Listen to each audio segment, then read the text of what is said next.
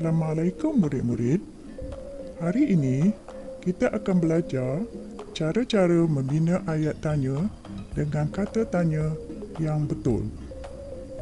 Sebelum itu, cikgu akan memberi penerangan mengenai ayat tanya dan kata tanya terlebih dahulu. Dengar ya murid-murid. Ayat tanya. Ayat tanya ialah ayat yang digunakan untuk tujuan menanyakan sesuatu. Setiap ayat tanya diakhiri dengan simbol yang dikenali dengan tanda soal. Ingat ya murid-murid, tanda soal.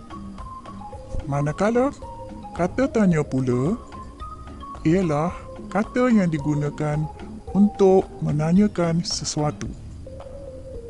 Kata tanya boleh wujud di awal, di tengah dan di akhir ayat. Selain itu, partikel kah hanya digunakan di awal dan di tengah ayat sahaja.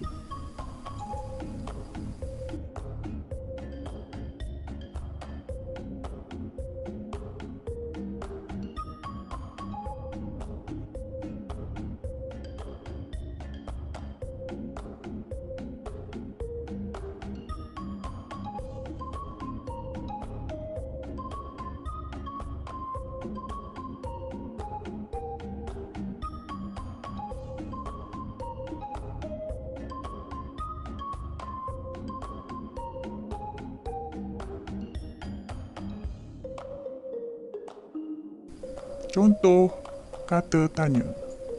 Apa, siapa, berapa, mengapa, mana, bila dan bagaimana.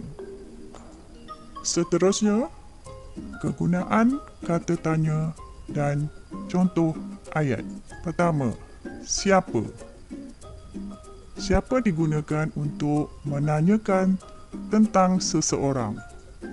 Contoh ayat, siapakah nama adik bongsu awak?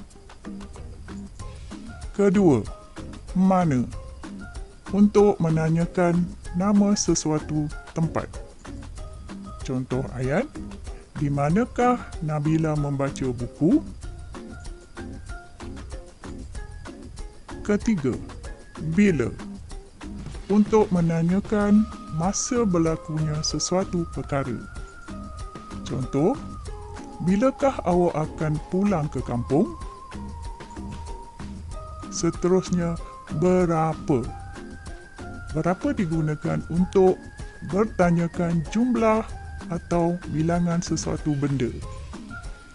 Contoh, berapakah harga sepasang baju itu? Kelima, apa? Apa digunakan untuk menanyakan sesuatu perkara, benda atau binatang. Contoh, apakah nama kampung itu? Keenam, mengapa? Untuk bertanyakan sebab berlakunya sesuatu perkara. Contoh, mengapakah rumah itu terbakar? Akhirnya, bagaimana? Bagaimana digunakan untuk menanyakan cara melakukan sesuatu perkara. Contoh ayatnya, bagaimanakah kita hendak pergi ke sana? Seterusnya, bina soalan dengan kata tanya yang sesuai berdasarkan petikan.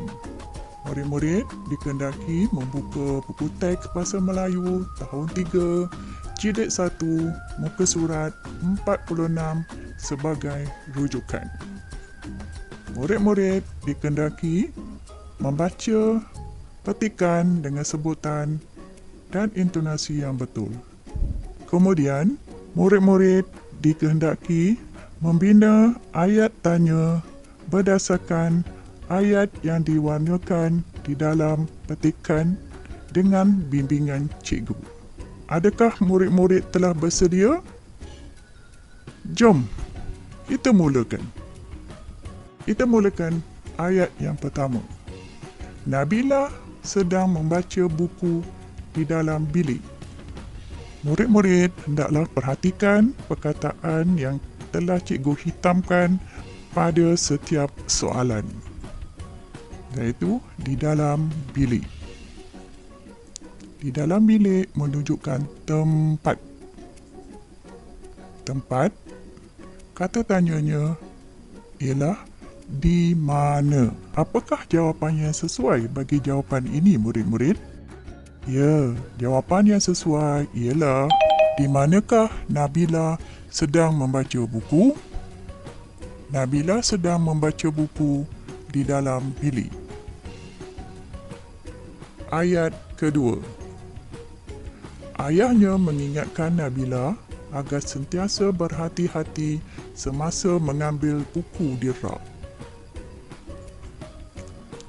Ayahnya menunjukkan orang. Orang pula kata tanyanya ialah siapa? Jawapan yang sesuai ialah siapakah yang mengingatkan Nabila agar sentiasa berhati-hati semasa mengambil buku di rak? Ayahnya mengingatkan Nabila agar sentiasa berhati-hati semasa mengambil buku di rak. Ayat ketiga. Rak buku itu telah dipasang 3 tahun yang lalu. 3 tahun yang lalu. Menunjukkan masa ya murid-murid. Masa pula kata tanyanya ialah bila? Jawapannya, bilakah rak buku itu dipasang? Rak buku itu telah dipasang 3 tahun yang lalu. Keempat, objek tajam dan berat seperti gunting, pembaris keluli dan pasu bunga tidak boleh diletakkan di rak buku. Gunting, pembaris keluli dan pasu bunga menunjukkan alat ataupun benda. Jika alat ataupun benda, kata tanyanya ialah apa? Jawapan yang sesuai ialah apakah objek yang tidak boleh diletakkan di rak buku? Objek tajam dan berat seperti gunting, pembaris keluli dan pasu bunga tidak boleh diletakkan di rak buku. Seterusnya, contoh ayat kelima. Jika terjatuh, objek tersebut boleh mencederakan Nabila. Terjatuh sebab. Sebab kata tanyanya ialah mengapa? Jawapannya, mengapakah objek tersebut boleh mencederakan Nabila? Jika terjatuh, objek tersebut boleh mencederakan Nabila. Ayat ke-6.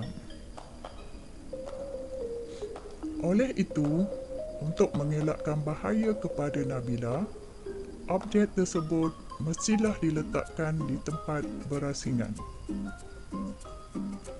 Diletakkan di tempat berasingan menunjukkan cara.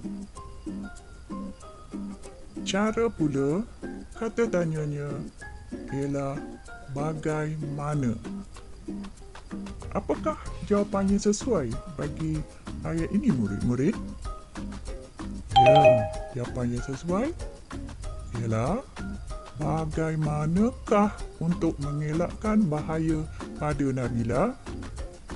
Oleh itu, untuk mengelakkan bahaya kepada Nabila, objek tersebut mestilah diletakkan di tempat berasingan. Akhir sekali, murid-murid dikehendaki membuat latihan di dalam buku aktiviti jilid 1, muka surat 51 dan 52. Selamat menjawab. Terima kasih. Assalamualaikum warahmatullahi wabarakatuh.